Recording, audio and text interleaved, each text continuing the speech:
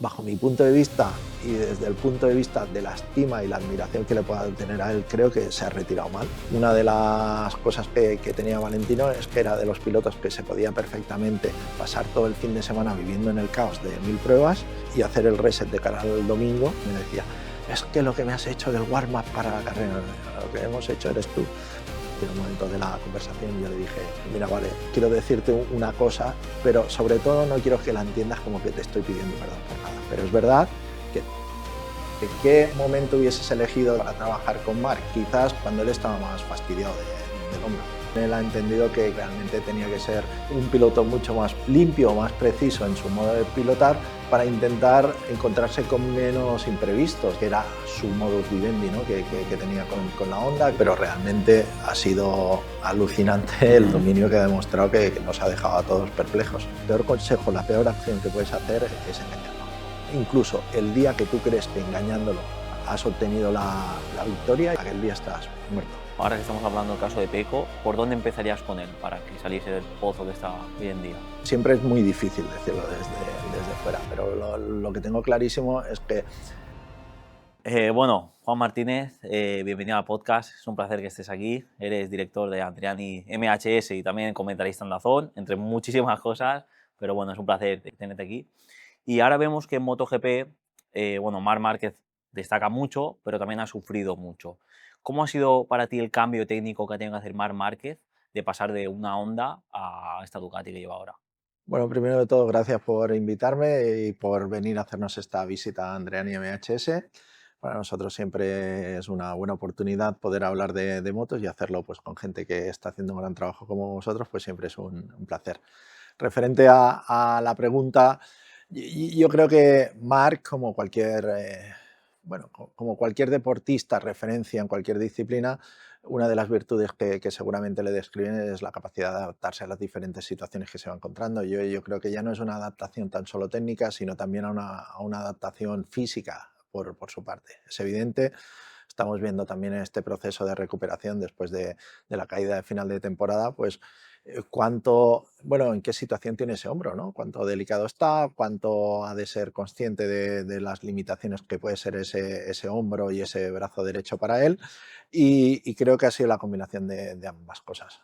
Todas esas cosas, la moto se lo ha permitido por un lado, pero también él ha entendido que realmente tenía que ser un piloto mucho más limpio, más preciso en su modo de pilotar para intentar, bajo mi punto de vista, encontrarse con menos imprevistos, que era su modus vivendi, ¿no? que tenía con la Honda, que tenía en toda su carrera, ¿no? ese saber adaptarse o improvisar a las diferentes situaciones que tenía. De hecho, una de las dificultades para los otros pilotos siempre había sido pues, que quizás no era el piloto que te hacía siempre las mismas trayectorias en la misma curva de la misma manera y eso dificultaba a sus rivales y lo que ha ganado en este tiempo es esto, pero ya lo empezó a ganar con la Honda. Yo cuando, si no recuerdo mal, su primera victoria después de la lesión fue en Alemania y tú ahí ya el Marc que veías encima de la moto ya no era el Marc habitual, era un Marc mucho más preciso, con unas líneas mucho más limpias, siempre intentando frenar en el mismo sitio, siempre abordándolo del mismo modo.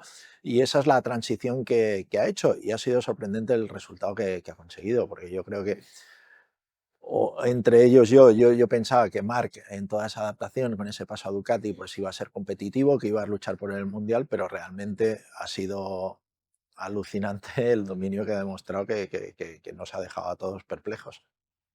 Tú, a nivel técnico, ¿qué crees que ha podido cambiar en la moto? Porque veíamos que la Honda la pilotaba mucho con el neumático delantero, ¿no? Frenar hasta dentro, tenía muchas caídas.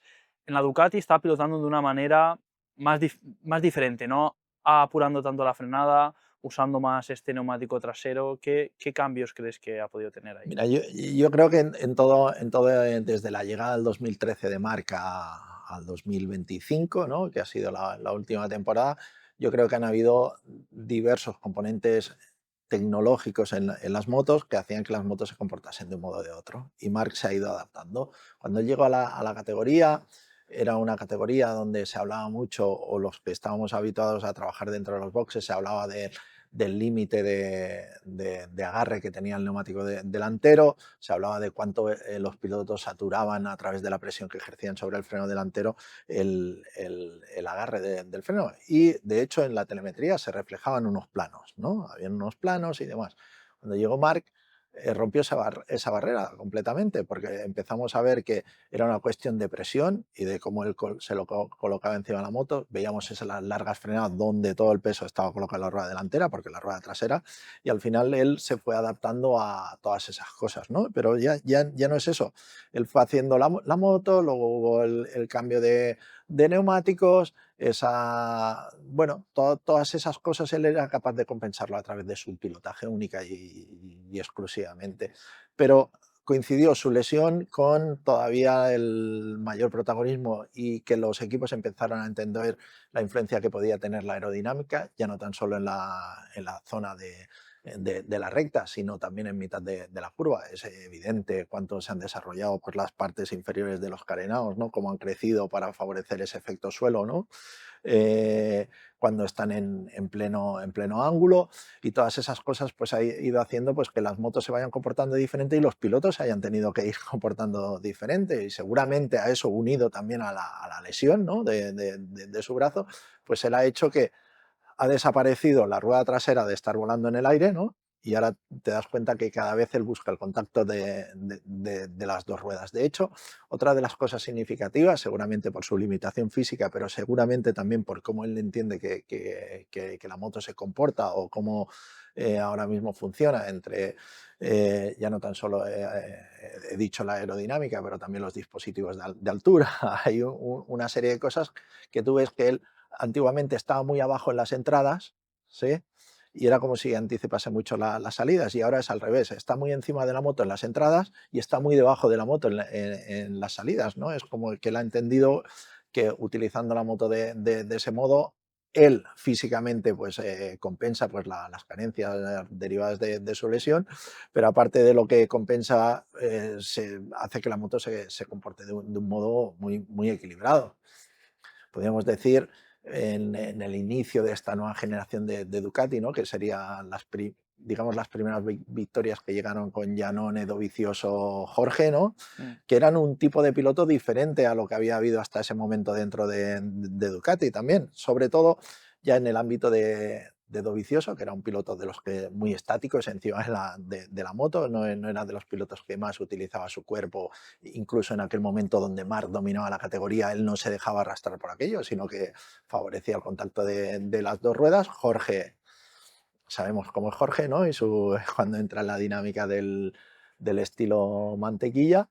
Y Marc ha hecho, bueno, una amalgama de todas esas cosas, ¿no? Que la ha convertido en muy efectivo. Pero si te fijas, es un poco como Bagnaia conseguía conducir su Ducati. Este año lo raro de Bagnaia es que cualquier momento de inestabilidad al final a él no le transmite las sensaciones necesarias para intentar abordar la curva, y era ese retraso que le estaba faltando este año por lo que sea, combinación de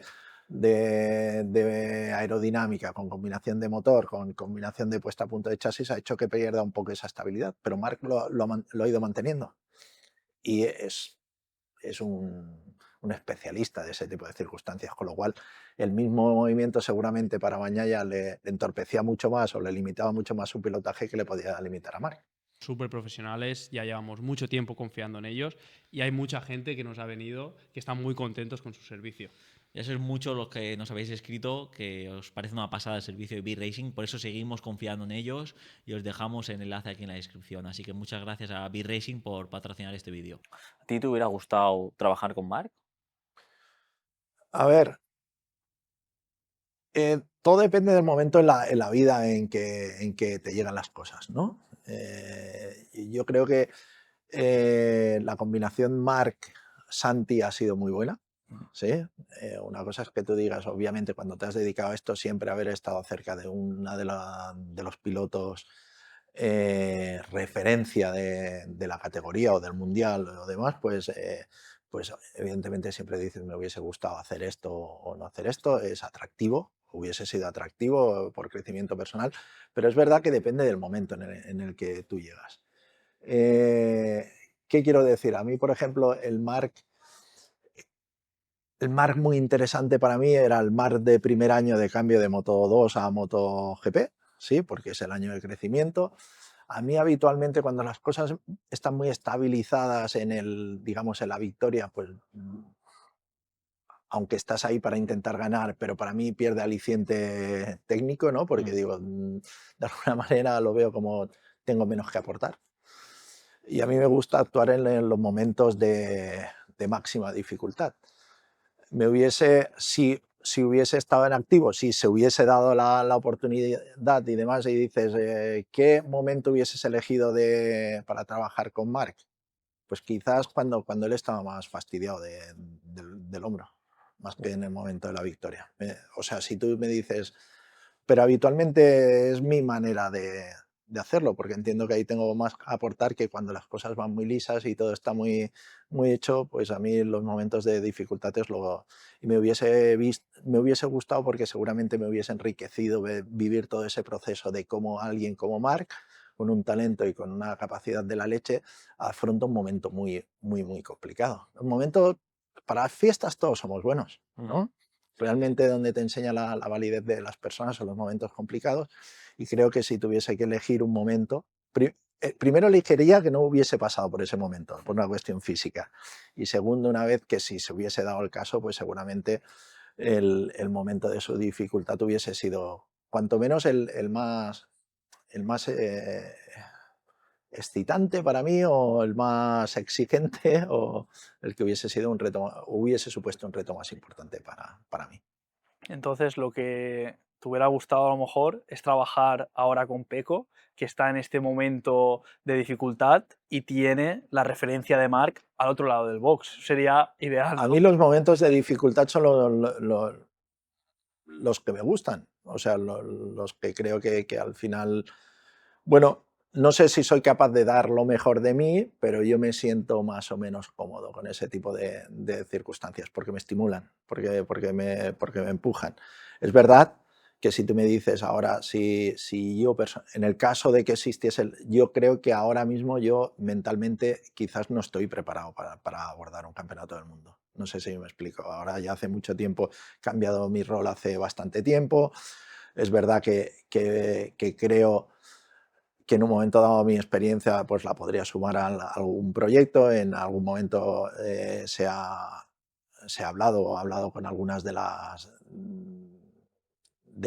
marcas para ver si podía o tenía encaje o lo que ellos me proponían o lo que yo estaba dispuesto a hacer. No sé si yo ahora mentalmente estaría a la altura de los pilotos. Estar ahí, yo creo que tiene que ser una cuestión de honestidad entre el técnico, el piloto y cualquiera de las personas que conforman esa estructura.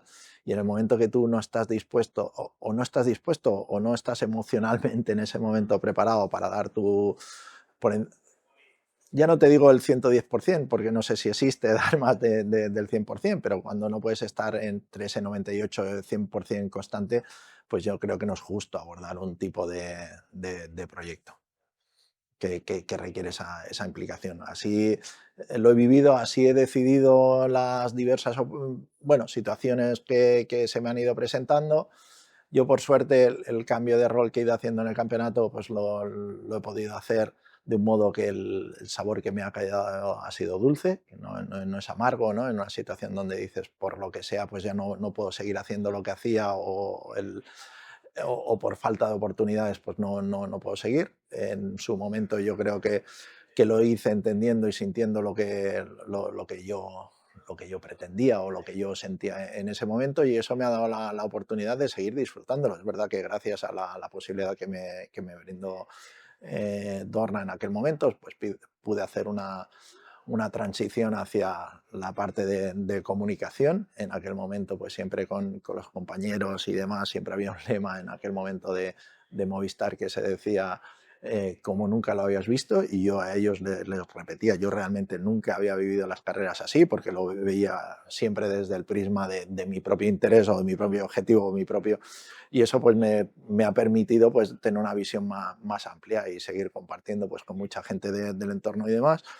Algo bueno, entiendo que me sigue aportando una visión diferente, me obliga me ha obligado todo esto a hacer un ejercicio que seguramente también me ha ayudado a lo que es mi actividad con Andreani MHS, que es la parte de la comunicación, ¿no? Porque al fin y al cabo cuando tú estás dentro de un equipo, sí, y haces el rol que yo he ocupado en los últimos años como jefe técnico de un piloto, y tienes que aprender a comunicar, ¿no? Porque al final tienes que comunicar al piloto, traducir lo que dice la fábrica al idioma del piloto, y a la fábrica tienes que traducirle el idioma del piloto al idioma de la fábrica. Entonces la comunicación es importante, pero el hecho de exponerte a un reto como supuso para mí cuando me ofrecieron lo de hacer de comentarista de la tele, pues me ha obligado a intentar, cuanto menos, ordenar más mi cabeza. Luego al final lo consigo más o lo consigo menos, pero mi intención es darlo del modo más ordenado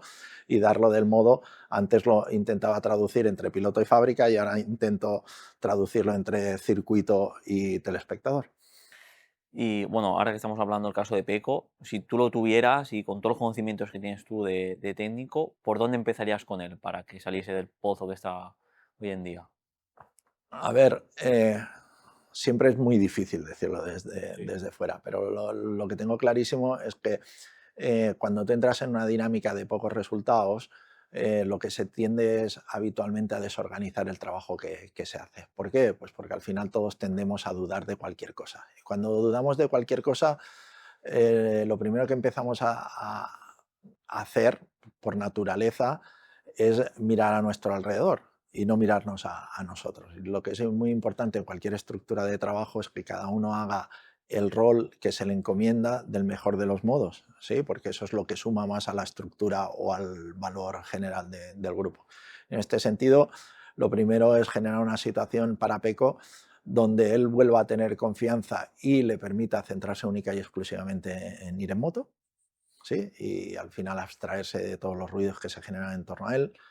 Ten en cuenta que la potencia de un fichaje como el de Marc genera ruido desde el primer día. De hecho, en el momento que se anuncia en Mugello que va a ser Marc o es Marc el elegido para ir ahí, eh, prácticamente en todas las ruedas de prensa que se han generado, tanto a Tardocci como a Marc, como a Pecco, como a cualquiera, lo que han preguntado es qué va a pasar con Marc. Con lo cual, de entrada ya te está condicionando en un momento donde Pecco estaba todavía sumergido en la lucha por el campeonato del año anterior contra Jorge Martín.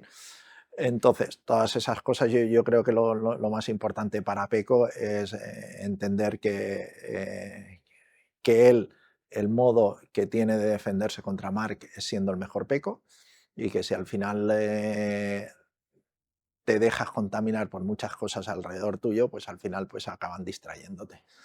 Es muy difícil abstraerse de alguien como Valentino o alguien como Mick. Yo en mi carrera dentro del Campeonato del Mundo pues fui técnico de suspensiones de Valentino Rossi, fui técnico de suspensiones de Mick Doohan, he sido técnico de suspensiones también de Dougie Lamkin en el trial. Actualmente colaboramos también con Tony Bow. O sea, al final que has tenido a personajes de una potencia muy importante, muy relevante dentro de... Y ese personaje pues arrastra muchas cosas en torno a él. Y es muy difícil para el resto convivir con ese tipo de circunstancias.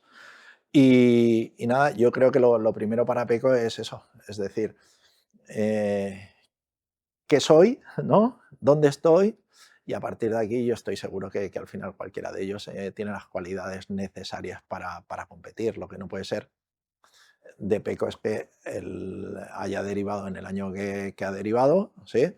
Y nada, al final es eso. En muchos casos cuando estás ahí, mira, nosotros el año con Sete, el 2005, se fueron dando una serie de circunstancias que no acabamos de concretar resultados como pretendíamos dentro de las carreras, ¿no? Empezó desde Jerez bueno, luego fueron sucediendo una serie de cosas, ¿no? En Portugal, si no recuerdo mal, también. En la primera carrera con el flag to flag que nos señala en el agua y se está primero y se acaba yendo al suelo después de Jerez. Bueno, acaban sucediendo una serie de cosas que bueno, que al final tú entiendes y cuando estás en el momento intentas solucionar una serie de cosas y no te das cuenta que lo mejor en ese momento es separarte, ¿no? Porque si no sigues formando parte del problema. Obviamente eso te lo da la experiencia, ¿sí?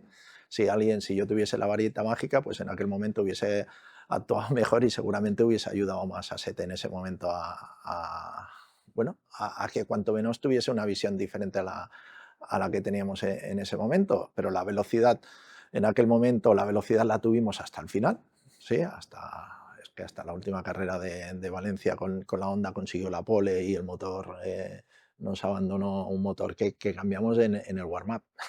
Después del warm-up se cambió ese motor y en la parrilla Sete pues me dijo, siento una vibración, y era un motor que Honda no nos había procurado porque justo después del warm-up vimos que haciendo las comprobaciones habituales que sudaba un poquito una tapa en el motor y los de Honda nos dicen cambiar el motor. Sí, habían dos opciones en ese momento: cambiábamos con la otra moto que no se sentía del todo bien, o montábamos un motor que Honda tenía, que lo tenían rodado y con todos los kilómetros hechos, todas las verificaciones hechas y demás. Decidimos montar ese motor. El momento que él se va a la parrilla dice, vibra el motor. Claro, en el momento es o nos salimos de allí, porque allí no nos jugábamos nos jugábamos pues la honra de decir, vamos a ver si por lo menos en esta salida de Honda pues lo hacemos de la mejor manera. Era decir, si me la juego a ganar una carrera completamente a seco, que no es flag to flag ni nada, pues si ya me voy al pit lane y salgo con la otra moto, pues se han acabado todas las chances. Y entonces en ese momento pues los mecánicos hicieron las comprobaciones, que no fuese un error de montaje, que por lo que fuera en el proceso de montaje del motor dentro del chasis pues se hubiese quedado algo no montado correctamente. Hicimos las comprobaciones, Honda hizo las comprobaciones a nivel de datos y demás, el telemétrico hizo sus comprobaciones, estimamos que no tenía que pasar nada, a una vuelta se rompió, con lo cual en ese año aprendí que en el deporte siempre puede ir peor. ¿Sí? Tendemos a decir, ya no puede ir peor, pues sí, siempre puede suceder algo que te complique un poquito más la vida. Pero lo que te decía, en ese sentido a Pecco yo creo que el orden es lo que le va a ayudar a intentar divisar qué es lo que realmente no le está acompañando en el momento. Pero yo creo que visto los resultados de Pecco en la última parte del campeonato, pues no es tan solo una cuestión técnica, sino es seguramente una cuestión, es un cúmulo de circunstancias que han llevado a Pecco a una situación donde realmente pues no está en sintonía con su moto ahora mismo. ¿Y ves antes de este cambio del reglamento de 2027 que pueda cambiar algo para el año que viene? ¿O ves una continuidad, vamos a ver un 2025.2 con Mar dominando, las KTM ahí con Acosta apretando, las Aprilia arriba? ¿Cómo lo ves? A ver, yo creo que la primera cosa es todo el mundo, visto cómo ha ido el 2025, da por sentado pues que Marc físicamente es inmune a todo, ¿no? Independientemente del tipo de lesión que tenga y demás. Yo creo que la recuperación quizás de esta, pues cuanto menos entraña más riesgo. ¿Por qué? Porque él, de alguna manera, él ya se ha demostrado a sí mismo que es capaz de volver. Sí, cuando es una cosa, a pesar de la, digamos, bueno, de ese inconformismo, ¿no? De esa ambición que tiene Marc, que eso le lleva a hacer lo que hace, sea bueno, enorme, ¿no? Que le ayude a hacer lo que consigue, pues esta recuperación creo que anímicamente puede ser cuanto menos más difícil, o sea, y seguramente diferente a la que había pasado.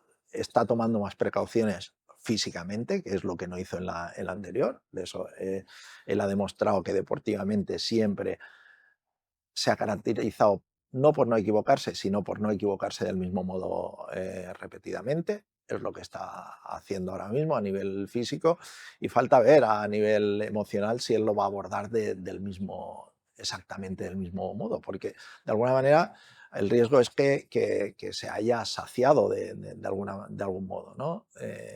¿Por qué? Porque fíjate que incluso la carrera de Motegi de este año, de Marc, hiperdominador, fue de quiero asegurarlo y no quiero que se me escape aquí en Motegi, ¿no? Algo que es evidente que Marc tiene el ADN ese ganador al cual hacemos referencia y demás, pero él tenía ganas de finiquitarlo, ¿sí?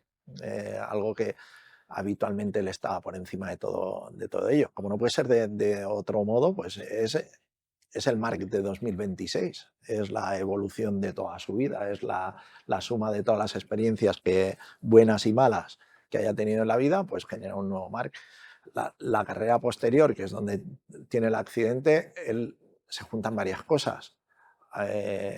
Bezzecchi, que tiene un ritmo endiablado, pues se mete en un problema, con lo cual su velocidad es mucho más elevada que la del grupo en el que estaba en medio, pero Marc está en medio, que es una situación impensable durante este año, en medio del grupo. ¿Por qué? Pues porque seguramente, es verdad que es un trazado que normalmente no, pero en condiciones habituales y en la que él anímicamente todavía se sintiese con ganas de empujar, tal como había ido este año, estaría tercero, estaría en primera línea, estaría... Entonces, tú te das cuenta que anímicamente, de hecho, él ya hizo incluso algún comentario, que era muy importante llegar a final de año sin hacerse daño. ¿Sí? Entonces, es inevitable que Marc al final pues sea como cada uno de nosotros. Cada uno de nosotros somos presos de nuestras propias experiencias, vivencias y somos tal cual. Y Marc no se escapa. Es verdad que él es capaz de esconderlo, que él es capaz de llevarlo todo esto al límite y lo que falta ver en este sentido es dónde está Marc, la primera cosa. Volvemos a tener esa cosa. El deseo de todos es que vuelva a estar al nivel que ha demostrado. ¿Sí? Que a partir de ahí el resto se vayan consolidando. A Marc este año yo creo que se le han alineado varias cosas porque esa carga emocional ha sido supercarga, ya no tan solo por sus resultados, es que cada vez que miraba al segundo era Alex. Yeah. Con lo cual la fiesta era completa, cada día. Cada día la fiesta era completa. Con lo cual, todas esas cargas emocionales pues, le han ido sumando en la...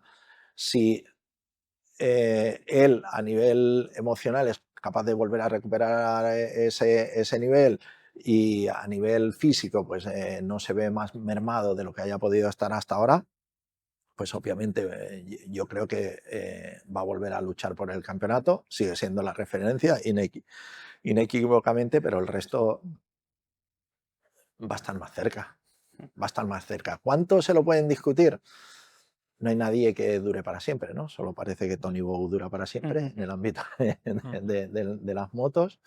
Pero esta pasada semana me parece que le batió Jaime Busto también, ¿no? En una situación particular también para Jaime.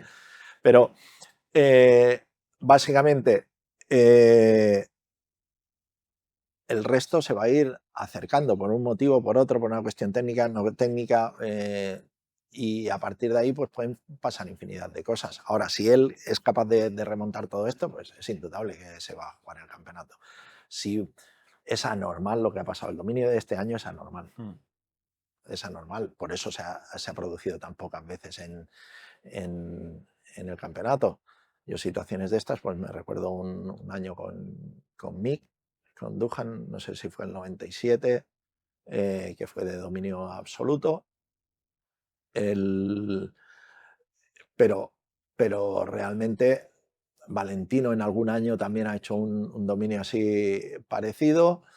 Casey el año de la 800, ¿no? El primer año, pero ahí tenía, aparte de que era Casey, pues tenía la ventaja que encima si era Casey, si en aquel momento se encontró perfectamente con aquellos neumáticos y le metías 20 kilómetros más por hora en la recta, pues claro, el cóctel era explosivo, con lo cual veremos a ver qué pasa.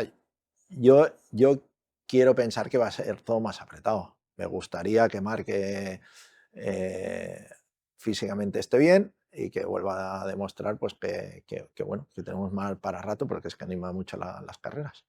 Y ahora que vemos el caso de Toprak, que este año corre en MotoGP, ¿cómo se hace la puesta a punto para un piloto que viene de otro campeonato tan diferente a MotoGP? Bueno, yo creo que es importante para partiendo de la base que yo desconozco también el modo suyo de proceder y la capacidad que él tiene de ir asimilando las nuevas cosas que se va encontrando. Pero habitualmente lo que te dice la prudencia es que tienes que hacer una pretemporada en la cual la sesión o las tandas que tú haces en pista, pues las vas alargando, ¿sí? Para darle la capacidad de que él vaya procesando y que él vaya entendiendo qué es lo que pasa con la moto para aquí y para allá.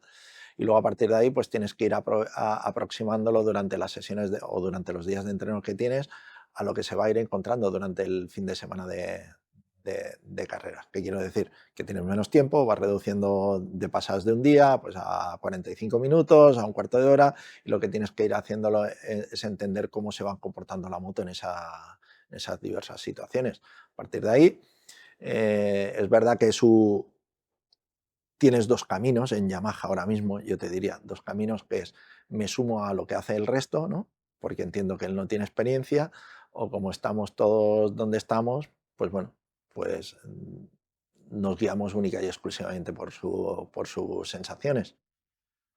Yo creo que en el primer momento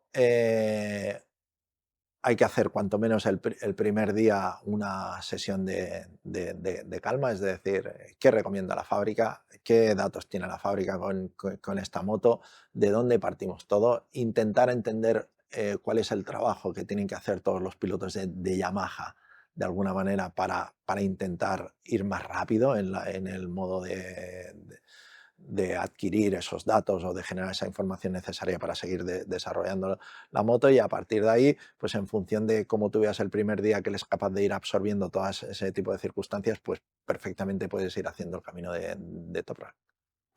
Y para ti, después de tantos años de experiencia, ¿cuál crees que es la clave para poner una moto a punto?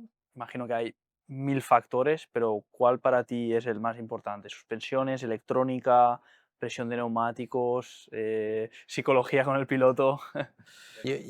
Yo creo que depende de la situación y del momento, ¿sí? La gestión del fin de semana tiene hay un alto porcentaje de estado anímico del piloto, o mental o emocional del piloto. Durante el fin de semana, a no ser que estés en una situación donde no te salen las cosas y demás, pues tienes que intentar estabilizar esas situaciones para que el piloto se vaya familiarizando cada vez más a ese momento particular del circuito y del fin de semana. El piloto en ese fin de semana habitualmente está más contaminado de lo que pueda estar en un entreno, porque hay muchos inputs, ¿sí? Desde, bueno, tú has estado en las carreras, en un entreno igual no te acompañaba a nadie y te lo hacías tú y estabas centrado en el trabajo, y en un gran premio pues igual te acompaña la familia, te acompaña no sé quién, llegan los periodistas que te dicen no sé cuántos, y entonces el piloto pues tiene más elementos que pueden condicionar su prestación pura. Y entonces yo creo que depende del momento, hay unas cosas más o menos importantes y que no tienes que menospreciar nunca ninguno de ellos, ¿sí? Pero si tú me dices, las suspensiones es lo habitual de puesta a punto del fin de semana, ¿sí? Porque es cómo maximizo las prestaciones en ese momento y en ese día y en esas condiciones concretas. ¿Por qué? Porque la carrera es aquí. Si son entrenos y demás, pues puedes hacer más pruebas de conceptuales, ¿sí? De chasis, de aerodinámicas y demás. Pero si tú lo tienes que meter durante un fin de semana, pues preferiblemente. También depende de la tipología de piloto, ¿eh? Valentino Rossi, por ejemplo, tenía una de las cosas que tenía Valentino, es que era de los pilotos que se podía perfectamente pasar todo el fin de semana viviendo en el caos de 1000 pruebas y hacer el reset de cara al domingo, ¿sí? Él en algunos casos, que cuando yo había trabajado con él y demás, me decía, es que lo que me has hecho del warm-up para la carrera, lo que hemos hecho eres tú. Eres tú el que soluciona las cosas, ¿no? Evidentemente el trabajo siempre de los técnicos es no hacer más difícil el trabajo a los pilotos, ¿sí? Por eso es importante durante el fin de semana saber en qué te vas a basar o en qué pruebas vas a ir haciendo para no ir condicionando esa. Y si tienes ya un piloto que para él es importante ir construyendo el fin de semana para llegar competitivo a las carreras, pues es completamente diferente el planteamiento a un piloto que que le da igual, como lo que te he explicado con Valentino, que es más anárquico y se adapta un poquito más a la situación y al momento. Pero es verdad que te estoy hablando del Valentino que yo conocí, que fue el Valentino del 99, 2000, 2001 y 2002. No, 99 no, perdón, 2000, 2001, 2002. El 99 fue el año de Alex. Y entonces, ese Valentino pues se adaptaba un poco a todo, podíamos ir jugando de alguna manera con las suspensiones durante todo el fin de semana y luego de cara a la carrera pues se sobreponía, pero el Valentino del final pues ya lo veíamos que iba sufriendo. Cuando empezaba mal el fin de semana difícilmente le daba la vuelta de cara a la carrera. Con lo cual, es la suma siempre es un compromiso, ¿sí? Ahora, tú me dices, fin de semana es importante comprender cuál es el estado emocional del piloto, ¿sí? Para intentar adecuar la estrategia técnica también a ese momento emocional del piloto. ¿Qué sucede ahora? A pesar de que nos pasamos mucho tiempo hablando de neumáticos, yo si algún día cojo las carpetas, voy a casa de mi madre y cojo una carpeta de las que tenía, sí, miro y digo, ¿what? Si nosotros teníamos llantas diferentes, sí, de ancho. Teníamos, en algún momento convivimos 16,5 y 17. Compuestos, todos los que te pusieran a disposición. Materiales de las llantas.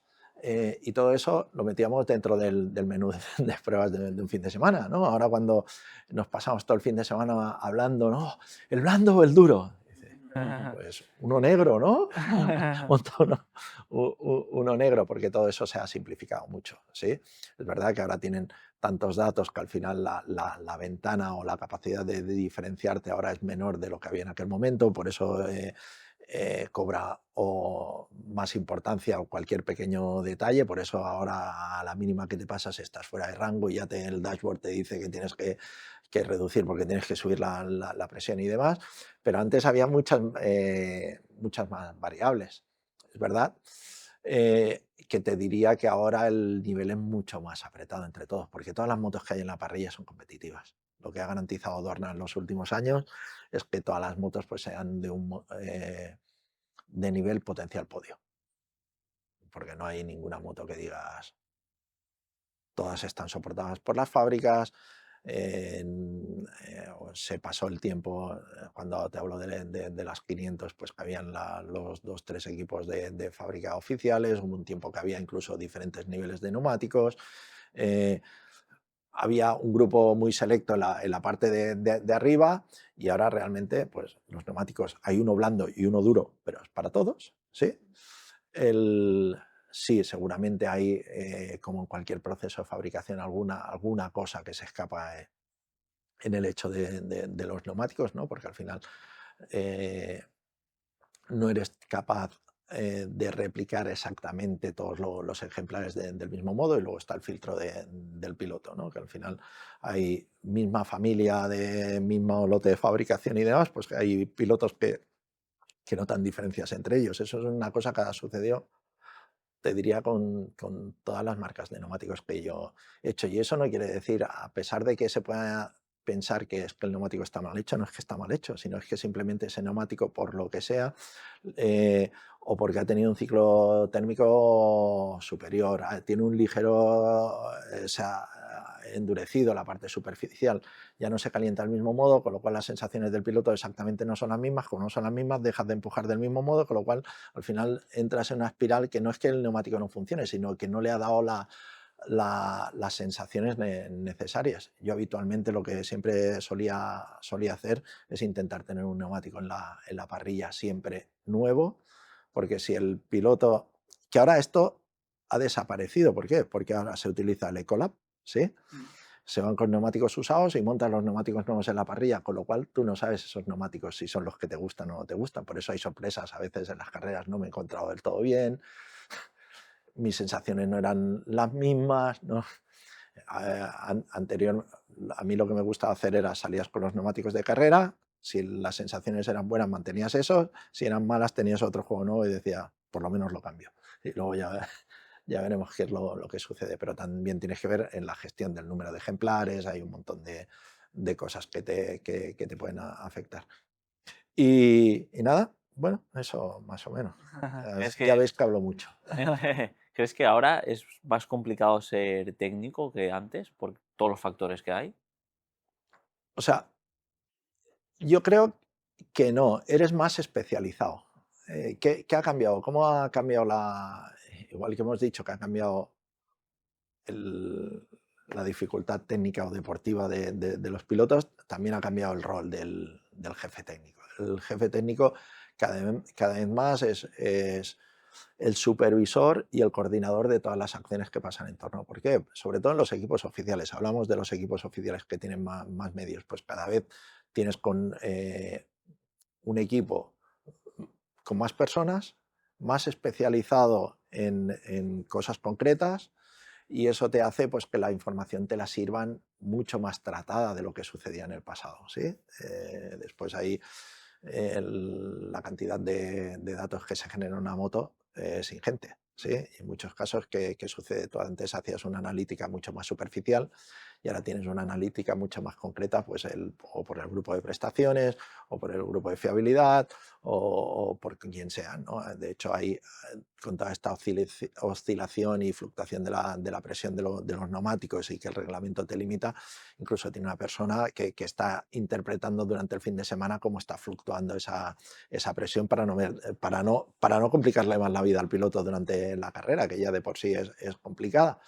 Con lo cual, ahora lo que ha pasado más es que tú antes tenías que profundizar un poco más en todas las áreas y ahora lo que es más importante es la coordinación que tú hagas de esto y asegurarte que todas las cosas suceden en el momento que pasan, que tienes por lo que más o menos hablo y sigo además, lo que se convierte ahora también en reuniones interminables, tienes que estar más abierto a escuchar a mucha más gente. Sí, porque esto tiene una ventaja, pero tiene una desventaja, que cuando hablan todos hablan más gente, con lo cual es más complicado. Cuando hablamos de la contaminación del piloto durante el fin de semana, los técnicos no dejamos de ser una contaminación, ¿sí? Por eso es muy importante que todo el mundo acepte en torno al piloto con la intención, porque ¿qué sucede? Si vamos al caso Bagnaia, cuando el piloto sufre, todos sufren alrededor y todos con la voluntad de ayudar. En muchos casos lo que pretenden es intentar dar su visión o cuál es la solución a las cosas. Si eso no se hace de un modo ordenado, lo que hace es generar más confusión. Y entonces toda esa parte, ¿sí? Creo que para el técnico pues, se le ha ido complicando. ¿Sí? Y ha tenido el técnico que viene de mi época hasta ahora, él también ha tenido que aprender a que el hecho de que tengas a más gente, ¿sí? Incluso cuando no estás de acuerdo en lo que te están diciendo, seguramente está aumentando la capacidad que tú tienes. No sé si me explico, ¿no? Porque hay veces que tú piensas, pues bueno, como yo ya lo miro, ¿no? Pues es preferible tener la fortaleza de decir, ¿qué tienes que decir? ¿No? ¿Qué tienes que decir? Y que si lo ves, al final solo tienes que ir generando las preguntas como para cerciorarte de que esa persona ha hecho todo el trabajo que toca, pero si es una responsabilidad que le has dado, hay un momento que le tienes que decir, es, es la tuya, es tu decisión, te toca y aceptarlo, ¿no? Y esos son los cambios de roles principales. Luego, evidentemente, todos ellos están intentando, antes las pruebas que se hacían de aerodinámica eran mucho más, bueno, superficiales. Habíamos hecho en la época de Ducati, habíamos ido bastante veces a Torino, ahí al túnel de viento de Pininfarina y demás, y ahí hacías, pues bueno, prácticamente contemplaba solo la recta. Ahí ya se habían hecho, no sé si os acordáis, que hubo algún tiempo que con Casey y con Nicky se utilizaban carenados con alas, no alas, pero claro, te das cuenta viendo toda la evolución que ha habido en eso y lo que nosotros probamos, el porqué de la dificultad que teníamos para establecer la diferencia entre unas cosas y otras, porque realmente tenía muy poca incidencia. Ya las ves por el propio diseño, pues te das cuenta que, dices, bueno, teníamos aquí dos estanterías pequeñas, ¿no? que podías dejar la botella, pero que al final en aquel momento le la vida complicada al piloto, ¿no? Porque decíamos, ¿y qué diferencia hay entre una y otra? Porque te ibas al túnel de viento y sí que tenía una incidencia en el drag, ¿no?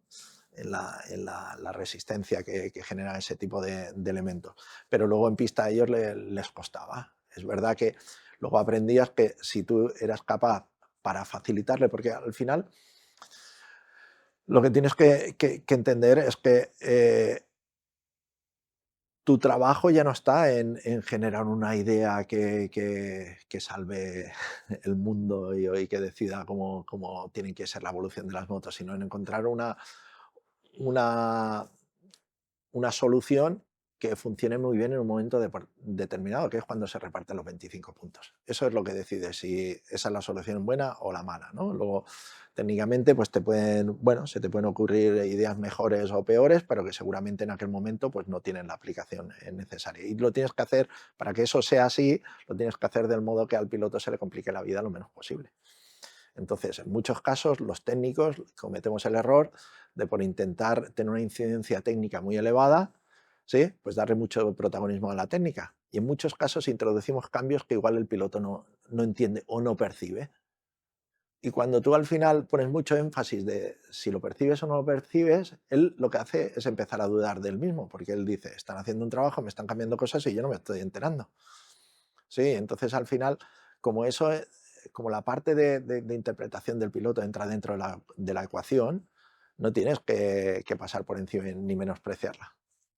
Y en ese sentido, por ejemplo, lo de la aerodinámica que te digo, pues habíamos pasado horas y horas y ponte y esta cúpula y este... Es verdad que en aquel momento ya habíamos llegado o sea, era bastante claro que la silueta lateral del piloto afectaba la manejabilidad de la moto. O sea, eso sí que se había concluido. Luego, al final, lo que se ha ido detectando ya no tan solo lo que os decía antes de la parte inferior del carenado, sino la parte del colín, ¿no? Sí, que decíamos.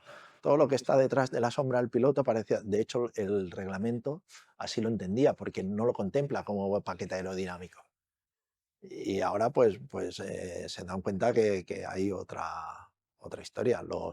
Todos los deflectores que hay en los cascos y demás, en aquel momento, pues ya en aquel momento con Casey y con Nicky fueron los que empezaron a utilizar más este tipo te diría en la época MotoGP, ¿eh? Digo, yo siempre que digo, son los que empezaron, siempre me viene a la cabeza algo que le decía yo a un compañero técnico también en Gresini, a Fabrizio Cecchini, porque él siempre solía decir, no, porque esto lo ideamos nosotros en el no sé cuánto, y siempre cuando llamaba a Motegi veías la misma solución de 1962 que decía, ¿ves cómo había alguien que lo había pensado? O sea, y nada, pero ahí sí que se empezó a incidir mucho la importancia del casco, que tuviese continuidad con la joroba, del mono, pero del mismo modo se empezaba a tener en consideración también el espacio que te quedaba detrás con el colín, para que todo fuera al final lo más fluido posible, ¿no? Y muchas de estas cosas, pues al final tenías que decir, no hay diferencia, lo medimos, ahí esa diferencia lo mantenemos, ¿no? Ahí hay un momento que son decisiones ya que están por encima del piloto. Tienes que hacerlo partícipe para que él no dude, pero tienes que decirle, mira, hemos visto esto, no te afecta, como no te afecta, pero aquí da esto, vamos por aquí. Y eso se lo tienes que ir construyendo muy bien, porque al fin y al cabo se juega en la vida. Y eso, el juego este de que hay algunas teorías de algunos técnicos, no, que yo le hago en la moto lo que quiero y lo engaño. Yo creo que es el peor consejo, la peor acción que puedes hacer es engañarlo. Es engañarlo porque es cuestión de tiempo, que al final, incluso el día que tú crees que engañándolo has obtenido la victoria y le digas, sí, sí, porque te he hecho esto que no sabías y has ganado, aquel día estás Uf, muerto. y tanto, y tanto. Estás muerto, pero por una cuestión de coherencia, porque se juega la vida, como decimos, lo pone en el pase, ya siempre lo digo, mira en el pase, pone, esto es peligroso, y como tal, pues al final lo han de hacer del modo más consciente posible, y mientras te sale bien, pero si un día tienes un problema grave y tú con tu conciencia tienes que arrastrar el hecho de que igual tu juego de no explicarle qué es lo que había, porque siempre puede pasar que tú al final con la intención hagas una modificación y eso se traduzca en una caída, ¿sí? Pero si encima le has engañado, claro, es que sería imperdonable. Mm. ¿Y tú cuál crees que es la importancia de la telemetría o los datos a nivel técnico? Porque sí que es cierto que cada vez va ganando, ¿no?, más importancia, está todo muy medido, pero al final lo que puede mandar es también las sensaciones, ¿no?, del piloto. ¿Cómo se hace este...? Bueno, yo creo que afortunadamente la persona sigue haciendo la diferencia en todo en la vida, ¿sí? En este momento en el que ahora todos hablamos de inteligencia artificial y se hablan de los datos y demás, yo creo que la persona sigue haciendo la diferencia. Incluso yo creo que la inteligencia artificial es una herramienta potentísima para quien quiera utilizarla para aumentar o para escalar su conocimiento y su productividad y su capacidad de realizar cosas, ¿sí? Para eso. El que sea vago, la inteligencia artificial le va a hacer más vago, ¿sí? Pues esto sucede un poquito lo mismo con los datos que se reciben. No dejan de ser datos, la inteligencia artificial analiza datos, de hecho yo estoy seguro que algunas pruebas ya de interpretación de datos a través de la inteligencia artificial se hacen, porque al final te da lo que te estás asegurando de alguna manera, si tú eres capaz de programarlo de modo correcto, es que siempre lo vas a analizar y lo vas a mirar del mismo modo. Y puede hacer muchos cálculos muy seguidos y demás. Y creo que a día de hoy vivir sin datos es prácticamente imposible. Forma parte del juego, pero ya no solo en MotoGP. Yo creo que en cualquier cosa en la vida los datos son imprescindibles. Ahora, hay que utilizar los datos para decidir, no hay que dejar o caer en el error de tirarnos encima de los datos y decir que los datos decidan, y cuando los datos se equivoquen, pues decir han sido los datos, para sentirnos menos responsables. Yo creo que somos responsables todos, ¿sí?, de las decisiones que se toman con los datos que disponemos. Los últimos responsables somos nosotros, y entonces yo creo que los datos y la telemetría es indispensable, se ha de medir, se ha de trabajar y se ha de utilizar del modo que te ayuden a hacerlo todo más rápido, a conseguir mejor tus resultados y hacerlo del modo más seguro posible. Con lo cual, yo sí que es verdad que para el juego en concreto de MotoGP, yo lo que diría, y sobre todo porque una de las pequeñas diferencias que hay entre un equipo oficial y un equipo privado es cuánta gente tienes durante el fin de semana trabajando para ti. Y sobre todo cuánta gente tienes analizando datos para ti. En un equipo oficial pues tienes muchos más, y en un equipo satélite tienes menos. Entonces, cuando un equipo satélite, que era lo que sucedía entre Peco y Jorge, yo lo que sí que sería partidario es que durante el fin de semana las fábricas no pudiesen compartir los datos. Los datos deberían ser del equipo, ¿sí?, ya que existe un campeonato de equipos, pero no, aunque sean de la misma marca, no entre equipos diferentes, porque si no, al final la validez de los equipos, pues bueno, todo el mundo tiene las motos necesarias. Es verdad que en algunos momentos te ayuda que esa fábrica te ayude, pero durante el fin de semana, pues los datos, y si ese equipo es capaz de conseguir, o el piloto es capaz de hacer un sitio en concreto mejor que los otros, pues debería ser el valor diferencial de ese piloto en concreto durante el fin de semana. Eso sí que lo creo, pero que los datos han de estar. Los datos ayudan a mejorar las motos, a aumentar la seguridad de los pilotos y a reducir las diferencias entre todos ellos. Con lo cual, yo estoy a favor de la evolución técnica, tecnológica. Y hace 20 años lo único que era mejor para mí es que yo tenía 20 años menos. El resto de cosas, sí, tendemos siempre a... yo creo que tendemos siempre a decir cuando en mi época fue mejor, pero justamente porque nos une a un momento seguramente de vida más interesante o más, Y, y no, yo creo que no se ha de poner, bajo mi punto de vista, se ha de acotar, tienen que existir unas normas, pero a mí no me parece bien que desaparezcan los dispositivos de altura. Y cuanto menos, o sea, por lo menos el dispositivo de altura trasero para las salidas debería estar, porque aumenta la seguridad. Sí, es verdad que luego esos dispositivos pueden tener algunos problemas, todo lo que queramos nosotros, pero es a favor de la seguridad. Es verdad que dinámicamente yo entiendo que hayan, debido a esos dispositivos de altura, cuando las curvas seguramente ponen en riesgo alguna de las seguridad, algunos circuitos a nivel de seguridad, ¿sí? Como es muy difícil cambiar todas las infraestructuras de muy rápido, pues yo entiendo que dinámicamente pues, se le dé, pero para mí, para las salidas, es claramente más seguro. Los pilotos llegan mejor con los pies al suelo, con lo cual habitualmente las trayectorias son más rectas y más enfocadas hacia donde tienen que ir. Es verdad que el dispositivo delantero en algunos casos se queda enganchado, eso dificulta que se paren, se ha podido producir algún tipo de accidente debido a eso, con lo cual, si no es completamente fiable, pues entiendo que se baje, pero el dispositivo de altura, cuanto menos para la salida, para que los pilotos lleguen mejor al suelo, creo que es una buena cosa. Y claro, ahora en 2027, con el cambio de reglamento, ¿qué cambios va a poder ver el espectador desde casa que vayan a afectar a la carrera? Bueno, yo creo que es una, una grandísima incógnita. Si te ciñes a la poca información que al final se sirve y las 4 cosas que puedas saber, pues, de gente que haya participado en algunas de los entrenos y demás, se especula con la pérdida de velocidad, ¿no? Que el tiempo por vuelta se va a ver reducido y que el tiempo por vuelta se ve reducido ya no tan solo por la velocidad que se alcanza en la recta, sino por el paso por curva, ¿no?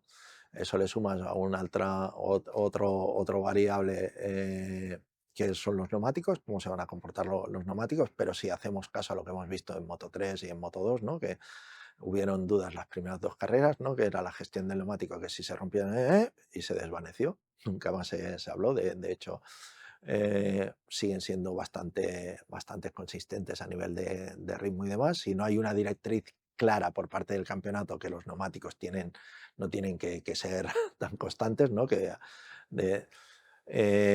Yo creo que se van a volver a ver situaciones de mayor inestabilidad en frenada. Como al final te vas a parar un poco peor, lo que te va a hacer es que la aproximación a la curva es peor, y si la aproximación a la curva es peor, la salida es peor. Al final es la suma de una serie de cosas. Con lo cual yo creo que se va a ver un poco afectado todo. Volveremos al principio. O sea, el dorado es cuando entendemos que todo el mundo potencialmente es ganador. Eso, si tú te coges los datos, lo que te dicen los datos es que bueno, es un sueño que tenemos todos y que, si nunca ha pasado, difícilmente va a pasar, ¿sí? No quiere decir que sea imposible, ¿no? Hay que dejar la ventana abierta, pero difícilmente se va a producir, con lo cual yo creo que los pilotos referencia se van a adaptar y al final será cuestión de 4 o 5 carreras que vuelvan a estar los que... Es verdad que puede ser que algún piloto que estaba sufriendo se encuentre perfectamente. Es lo que pasó con Casey. Casey, cuando pasó de Honda a Ducati, pasó Honda Michelin a Ducati Bridgestone. Los primeros entrenos con Bridgestone no le acaban de funcionar y, afortunadamente para él, un neumático que estaba pensado única y exclusivamente, se utilizaba en Qatar, se utilizaba en Motegi, que no sé si recuerdo bien, parece que las siglas eran JV. Ese neumático delantero, porque se utilizaba tanto en Qatar como en Motegi, porque se degradaban mucho los neumáticos delanteros, era un neumático especialmente rígido en la parte delantera, que o sea, todo el mundo lo odiaba. Casey lo montó y dijo: "¡Ah! Este es mi neumático". Y a partir de ahí, junto con la moto, pues a partir de ahí pues fue bueno, el despegue de Casey a nivel de resultados. Hasta ese momento había sido veloz con la Honda, pero también había tenido muchísimas caídas. Y con lo cual, yo creo que es cuestión de tiempo. Al final volveremos a tener un campeonato, bajo mi punto de vista, si va muy bien, de 3 que se juegan en el Mundial, si va muy bien, porque eso es lo que yo no quiero quitarle la ilusión a nadie. Es verdad que pueden haber cosas que nos sorprendan, pero hasta ahora no ha pasado. Es verdad que con el uso de los datos, con el uso de la aerodinámica, que las motos cada vez son mejores, claro, la distancia que tienes entre el primero y el 15 muchas veces son 12 segundos, 14 segundos. Claro, si tú haces 12, 14 segundos en 30 vueltas, ¿sí? Pues al final bueno, es una distancia muy pequeña entre todos ellos. Es que son tan solo matices, y por mucho que queramos, no todo el mundo puede ganar. Todos tienen un gran talento. Es la leche rodar a menos te voy a decir, a menos de 3 segundos del que gane es la leche. ¿Sí? Lo que pasa que, claro, cuando los pones en la pista, 3 segundos, pues resulta que son 300 o 400 metros o más. Con lo cual, pero el nivel de todos es altísimo, pero realmente los elegidos para optar a las carreras y demás, pues siempre es un grupo muy reducido, y eso es lo que acabará pasando bajo mi punto de vista. ¿No crees que aunque se iguale un poco las marcas por quitar la aerodinámica, por reducir y por poner unos neumáticos nuevos para todos, va a seguir marcando la diferencia el piloto únicamente? O sea, el piloto, insisto, siempre hace la diferencia. Siempre digo, si tú coges el desglose de un presupuesto, la parte más importante habitualmente de los equipos de fábrica, ¿sí? En una de las más importantes es el sueldo del piloto. Si no tuviese esa incidencia al piloto, pues no se la repercutiría esa parte del presupuesto, con lo cual eso es siempre así. El piloto siempre va a ir haciéndola. Yo no he dicho en este caso que vayan a ser las mismas marcas las que dominen. Yo eso no lo he dicho. Yo no doy por sentado que haya una solución técnica, por ejemplo, en KTM, pero al final, ¿qué te podría pasar? Que favorezcas que Pedro, imagínate en el hipotético caso que Pedro Acosta está en KTM igualmente, o Maverick, ¿no? Que estamos viendo este invierno que está realmente comprometido y está full con todo. Lo que sí que te puedes encontrar sorpresas es que haya esos neumáticos, pues se adapten mejor o convivan mejor con un chasis determinado. Podría ser la KTM, ¿sí?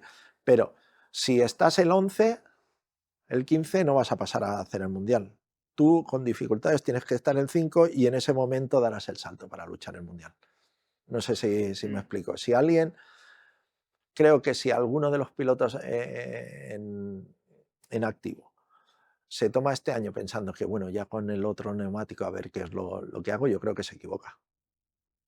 Sí, porque al fin y al cabo, independientemente, no deja de ser un elemento elástico, ¿sí? Que se deforma, se llame Pirelli, se llame Michelin o se llame lo que sea, sí, se deforma de un modo o de otro, y evidentemente tiene consecuencias en cómo tú pilotas y qué es lo que tú sientes, y como al final esto va de jugarse la vida, que es lo que te decía, pues en función de lo que te transmitan esos neumáticos, te vas a comportar de un modo o de otro. Pero habitualmente no pasa que alguien que está haciendo el último se pone a hacer el primero. Habitualmente no pasa. No quiero decir que sea imposible, pero habitualmente no pasa. Y a lo largo de toda tu trayectoria, ¿cuál ha sido con el piloto que más te ha gustado trabajar?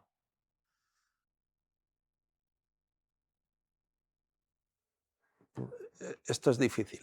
O sea, esto es difícil. Si tú dices, yo me lo he pasado muy bien y emocionalmente, y para mí, pues Sete tiene un lugar muy especial, porque al fin y al cabo, como he desempeñado diversos roles, ¿sí? Pues eso me ha permitido disfrutar las cosas de diferente modo, ¿sí? Para mí, profesionalmente, alcancé o me sentí más realizado por el rol que ocupaba y por la relación que conseguí con el piloto y por todo lo que hicimos con Sete. Si tú dices, a nivel de resultado puro y duro, pues obviamente sí he trabajado con Mick Doohan, ¿no? si he trabajado con Valentino Rossi, pues a nivel de resultados, pues obviamente con ellos conseguí mejores resultados. Es verdad que mi rol era diferente, ¿sí? Como jefe técnico, te digo, indudablemente para mí Sete ocupa un lugar muy especial. Niki, por el momento que yo aparecí, también ocupaba un lugar especial, muy cerca de Sete, pero Sete sigue siendo Sete para mí en ese sentido. Pero Mick Doohan para mí significó, pues obviamente, yo he tenido una carrera particular dentro, o sea, particular, yo entiendo particular porque es la mía, ¿no? Faltaría ver, pero bueno, mira, mi recorrido, yo empecé en el 94 en Showa como técnico de suspensiones y ahí al final lo que hacía era hacer de aprendiz, básicamente, fue mi primer año. La estructura era muy reducida, había nuestro jefe Hiroyuki Goto, había Ramón Forcada y estaba yo. Entonces, ¿qué sucedió durante estos años? Pues yo tuve, Ramón pasa a ser jefe técnico de Honda Pons y me empiezan a dar, yo tenía 20 años cuando empecé el campeonato del mundo. Y me empiezan a dar una serie de responsabilidades y dentro de estas cosas y dentro de este recorrido, pues evidentemente pues yo fui respondiendo bien a las responsabilidades que me fueron dando y yo fui el primer no japonés que entraba dentro del equipo de HRC como técnico de Showa con Mick Doohan y Okada. Cubría yo a esos dos pilotos en ese momento. Luego estaba, por otro lado, estaba Alex Cribillet y no me acuerdo quién era el otro. O Takuma Aoki, yo creo que puede ser, con la bicilíndrica, puede ser. O Takuma Aoki. Y luego vino Sete, creo. Bueno, es mucho tiempo para atrás. Entonces, ¿qué sucedió? Pues para mí pues, tuvo mucha importancia, pero yo lo hice de un modo muy inconsciente. Yo la época de Mick Doohan, es verdad que me curtió mucho, sí, porque al fin y al cabo, para mí profesionalmente, yo ya llegaba a un equipo que estaba establecido y que tenía un núcleo muy potente, sí, que era el piloto australiano con un equipo australiano con un peso muy importante dentro de Honda, con lo cual el reto para mí en ese momento era, pues bueno, ser capaz de convivir en ese entorno. Creo que la inconsciencia de mi juventud me hizo pasar por encima de ello, realmente, porque en aquel momento si me hubiesen puesto en otro sitio, pues hubiese ido, ¿sí? No era algo que me pesaba la responsabilidad. Es decir, es que es con mí que los japoneses en aquel momento me dijeron, mira, hemos pensado que vayas a hacer esto. Fue coincidente los primeros entrenos que hicimos en Phillip Island con Mick, que aporté varias ideas, porque yo el año anterior había hecho, es verdad que aquello, el otro día en Valencia lo hablábamos, nos encontramos con Alex Barros, que estuvo ahí, y hablábamos del 96, cuando él había corrido con la moto pintada con la bandera brasileña y demás, que en las primeras carreras estuvimos ahí en las primeras posiciones, y si no recuerdo mal, incluso Alex llegó a liderar el campeonato la segunda carrera o tercera carrera, y en algunos momentos habían interesado desde el equipo oficial justamente venir a ver los reglajes que hacíamos con Alex y demás. Y nada, bueno, total, que yo llegué a ese primer entreno, habían dos cosas y Mick, en su manera de hacer, era un tipo bastante duro a la hora de comunicarse en aquel momento. Ya no tan solo era duro en pista, sino era bastante duro a la hora de... Y él me hizo dos preguntas y yo al final, pues seguramente, por un lado, por mi inglés poco especializado, mi inconsciencia, todas las cosas que seguramente alguien consciente lo hubiese visto como un detrimento suyo, pues yo realmente es que en aquel momento me daba igual porque no era consciente. Entonces al final lo intentaba hacer del mejor de las maneras. Y en aquel entreno me marcó una cosa porque había una pregunta recurrente con los japoneses que se decía cuando te preguntas si algo era igual, ellos decían, ¿is the same? ¿No? y ellos te decían basically same. Si te decían basically same era que cambiaban muchas cosas de dentro, ¿no? El básicamente lo mismo era lo peor que... Y entonces Mick, en aquellos entrenos, tenía unas dudas de unas cosas antes de empezar, no sé qué, me dijo si era lo mismo o era básicamente lo mismo. Entonces yo en aquel momento, seguramente lo primero por mi dificultad y por decir, bueno, a ver qué me estaba preguntando, pues le dije, no te lo puedo garantizar, voy a verificarlo y te diré si es básicamente lo mismo o lo mismo, ¿no? En ese momento pues me salió por ahí.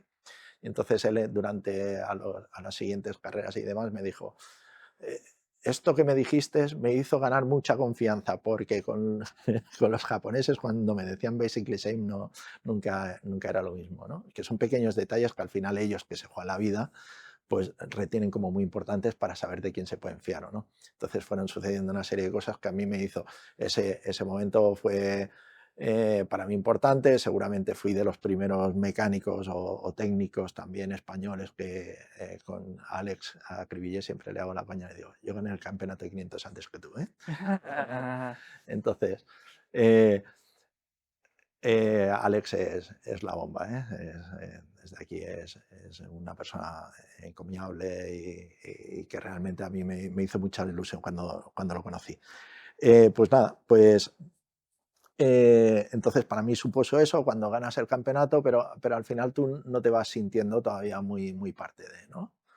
Dentro de estas cosas, dentro de los roles, pues Showa pretendía cosas diferentes conmigo a nivel profesional, 97, 90, yo hago el 97-98 con Mick, el 99 paso a ser el coordinador del departamento aquí, es coincidente que después Mick se hace daño a la segunda, tercera carrera y demás.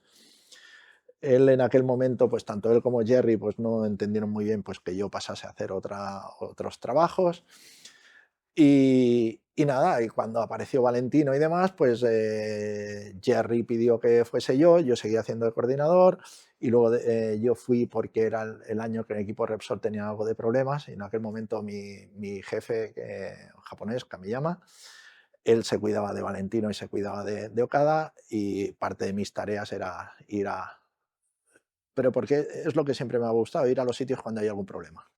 Si no hay problemas no me encuentro muy cómodo. Entonces fui para 3 carreras, Valentino se encontró, también fue coincidente que el primer gran premio que hago con él es la primera vez que tiene la pole provisional el viernes por la tarde.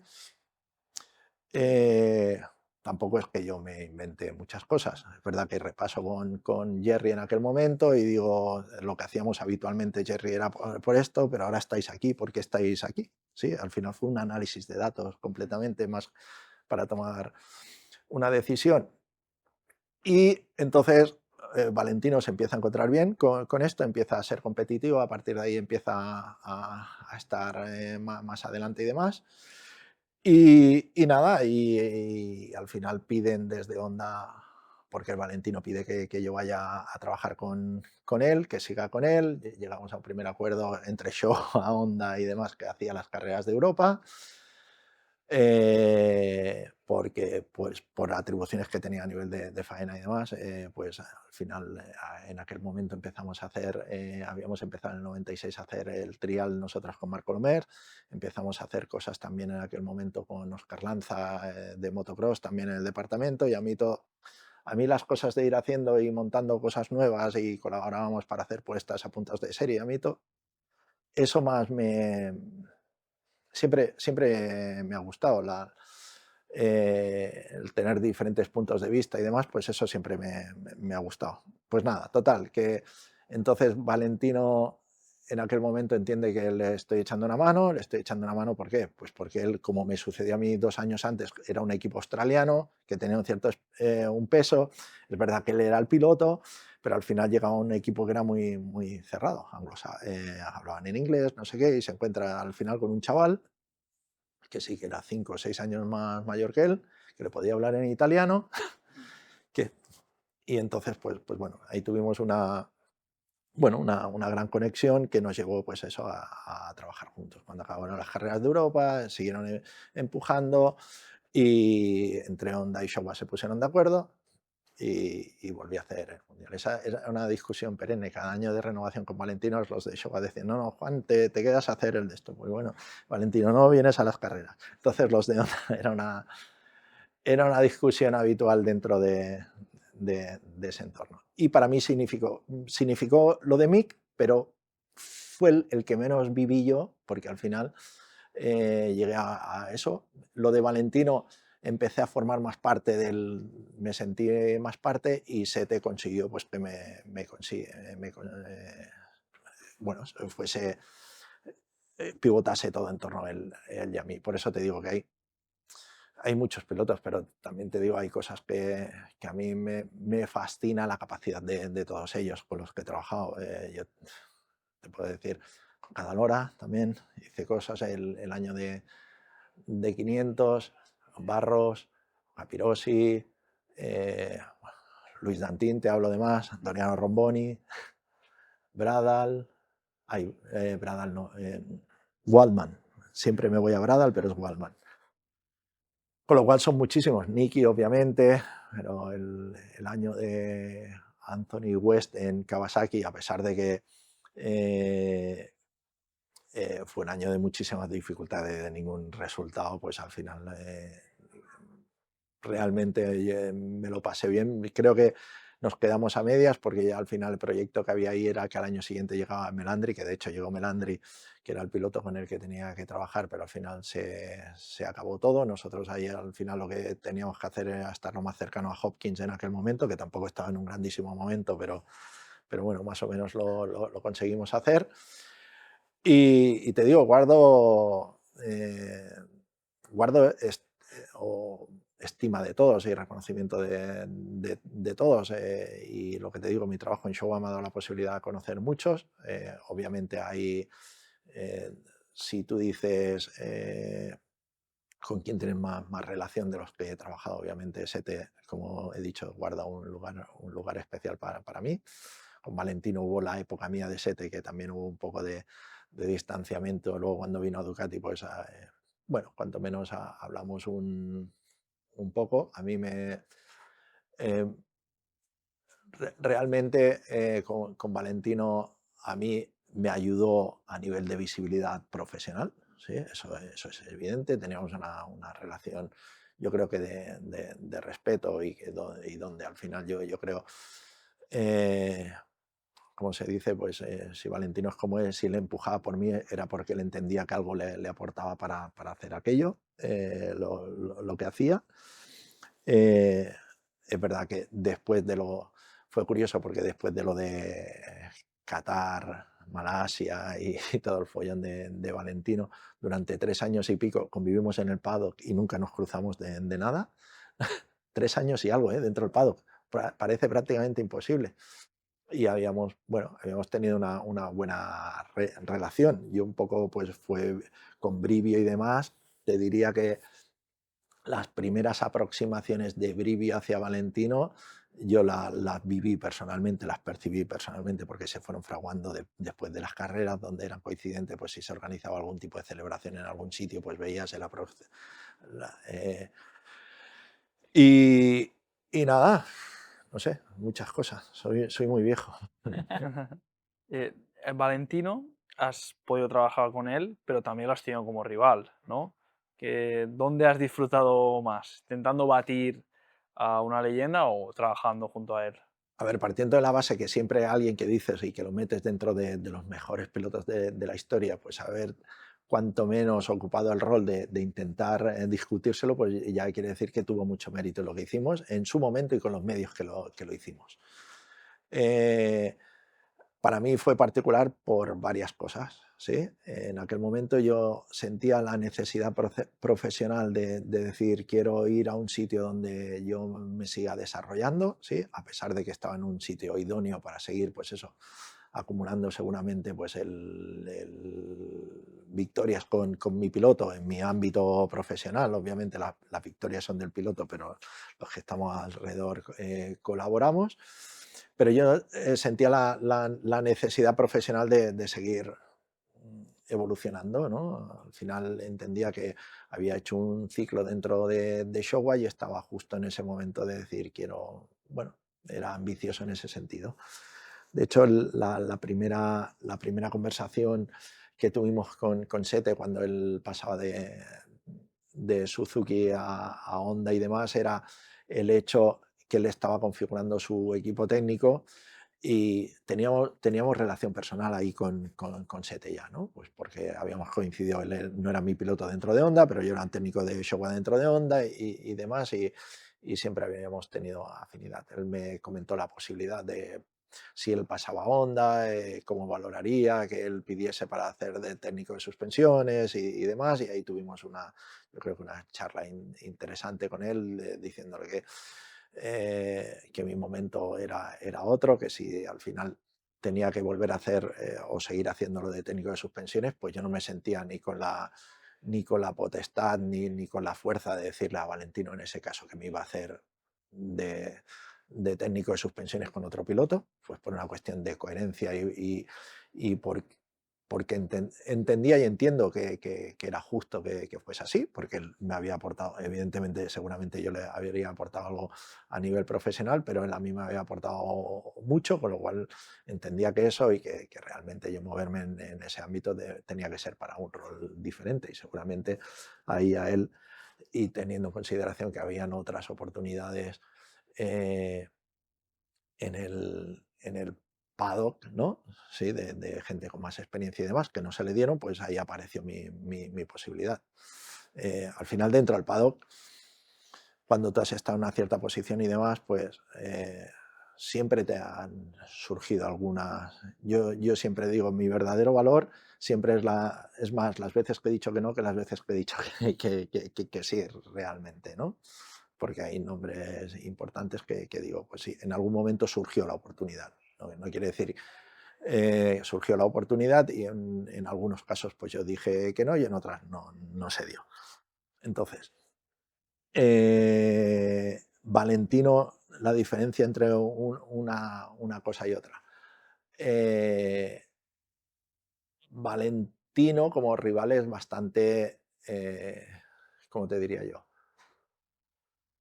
Es bastante duro, ¿sí? De hecho, a colación a lo que explicaba antes, que no nos habíamos encontrado 3 años y medio, luego casualmente, Malasia, en el hotel,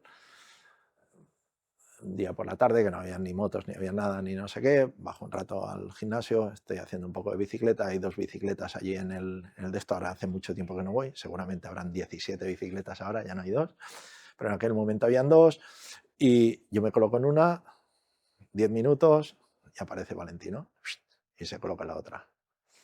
Chao, chao, después de 3 años y algo. ¿Qué tal? Que había habido un episodio en su familia y demás, que había sido público y demás, y yo le dije, ostras, siento cómo ha ido esto, no sé qué, y empezamos a hablar. Evidentemente él tenía que venir a Ducati el año siguiente, con lo cual él tenía seguramente algo de interés en, aparte de retomar conmigo, pues bueno, esa cordialidad, pues seguramente tenía algo de interés en saber qué se cocía o no se cocía. Total, empezamos a hablar normal y en un momento de la conversación yo le dije, mira, vale, quiero decirte una cosa, pero sobre todo no quiero que la entiendas como que te estoy pidiendo perdón por nada, porque no creo que te tenga que pedir perdón por nada. Pero es verdad que tal como por lo que habíamos vivido juntos y por lo que habíamos hecho juntos y por lo que significó en mi carrera profesional el haber trabajado contigo y demás, pues me sabe mal cómo acabó la historia, ¿sí? A lo cual él me respondió con un, Juan, cuando estamos intentando ganar, todos hacemos todo lo que está en nuestra mano por intentar ganar, con lo cual eso se queda ahí. Y es como lo entiendo y como lo leo. Él en su momento pues hizo todo lo que estuvo en su mano para intentar ganar, gestionaba muy bien algunos tempos, ¿sí? Hay un cambio cuando él pasa de Honda a Yamaha, Michelin toma la decisión de pasar del neumático de 17 al de 16,5, el neumático delantero, a pesar de las negativas por activa y por pasiva por parte de Sete, en aquel momento, que era el actual subcampeón del mundo, pero no estaba soportado por el equipo de fábrica de Honda. Yo creo que ahí Honda no fue lo suficiente fuerte y dura con Michelin para evitar ese cambio. A posteriori, hablando con Jerry, un día él me reconoció el hecho de que todo había sido una cuestión. Ellos estaban seguros de que en aquel momento no iba mejor el 16,5 que el 17, pero entendían que de ese modo ponían a todos en dificultad. Y decían, si nosotros estamos en dificultad, pues vamos aquí a liarla un poco. Y de hecho así lo hicieron y lo gestionaron muy bien. A posteriori le salió bien el juego. Es verdad que cuando estás en tu momento prime, ¿no? Todas las cosas te van bien. De hecho, era cuando Valentino sufría mucho yendo mojado con las Yamahas y solo llovía en los entrenos. En las carreras siempre era seco. Solo los entrenos. Hacía sus entrenos, donde fue ganando confianza con la Yamaha. Cuando comenzó a ser competitivo en los entrenos, llovió el domingo. Entonces, pero son cosas esas que son anecdóticas, pero Valentino es un tipo duro acostumbrado a dominar las diferentes situaciones. Creo, bajo mi punto de vista y desde el punto de vista de la estima y la admiración que le pueda tener a él, creo que se ha retirado mal. Creo que no se ha retirado a su altura, y lo digo desde el cariño, no lo digo desde... porque para mí personalmente, alguien que al final ha sido importante en mi trayectoria y en mi desarrollo profesional y demás, pues me hubiese gustado que en un momento dado, pues bueno, él se hubiese dado un paso atrás un poquito antes, y ya no quiero entrar en las declaraciones posteriores que hace en torno a lo que sucedió o no sucedió. Bajo mi punto de vista es una lástima, porque él se debería haber, tengo la sensación, y no lo he hablado con él, no lo sé, tengo la sensación de que él, a pesar de todo lo que ha conseguido y de ser lo que ha sido, de algún modo tiene como un regusto amargo, y eso no debería ser, porque al fin y al cabo debería estar muy tranquilo con lo que ha hecho, y luego al final, obviamente, cada uno pues puede tener, yo qué sé, hay justificaciones o explicaciones que no tienen mucho sentido. El decir, ese mundial era mío, también Max puede decir que algún mundial de Vale es suyo, y Sete puede decir que algún mundial es suyo, con lo cual ya son cosas que forman parte de lo que te digo, pero para lo que ha sido para el campeonato y demás, pues creo que una gestión un poquito diferente, y ya no por él. Yo creo que en un momento dado, pues el entorno no supo leer que el Valentino que tenían ya no era el Valentino que les había dado toda la vida, el Valentino que a mí seguramente me había hecho bueno con las modificaciones del warm-up a la carrera. Ese Valentino ya no estaba, con lo cual requería otras cosas, y que parece que, por ejemplo, Marc, en este caso, él está haciendo toda esa adaptación, ¿no? Es decir, requiere un nuevo Marc. De hecho, de aquel roce con Valentino, Marc entendió que públicamente no se quería exponer, no se quería medir nunca más, y al final se ha comportado diferente. Y nada, Valentino es un tipo duro, competitivo, muy competitivo, muy competitivo. Yo me acuerdo de ganamos el mundial en Phillip Island de 500, y después de Phillip Island, si no recuerdo mal, fuimos a Malasia.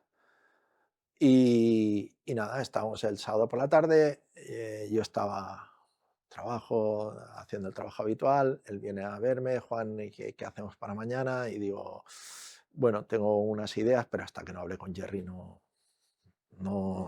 te digo, porque al final te voy a hacer aquí un lío para nada. Entonces dice, vamos a hablar con Jerry, que era y digo, pero es que Jerry no está en el hotel. Y entonces Valentino, después de ganar el Mundial de 500, la bronca fue terrible, porque dijo, aquí todo el mundo piensa que porque ya hemos ganado el Mundial de 500 esto está hecho, y esto no funciona así, aquí hay que volver. Y eso, pues bueno, te hace ver el carácter que tenían en ese sentido, de intentar, obviamente, luego al final habrá muchas explicaciones, y seguramente todo el mundo tiene situaciones donde pueda decir, es que a él se le ha favorecido en esto o se le ha favorecido en este otro, pero seguramente el hecho de estar en esa situación donde resulta favorecido es porque seguramente hay un trabajo previo que él hacía perfectamente. Con lo cual, ah, tú dices, vas a justificar, no voy a caer en el error del Valentino, y siempre digo, siempre que justificas el momento en el que pierdes con la ayuda a otro, tienes que aceptar que cuando has ganado tú es porque te han ayudado a ti. Con lo cual, lo que tenemos que hacer es todos aprender a digerir la derrota, aceptar la derrota y al final justificar la derrota por poder divino, lo único que te hace es más débil. Bueno, Juan, llevamos 1 hora 34, la verdad es que... bueno, y es que das para, yo creo que 5 horas.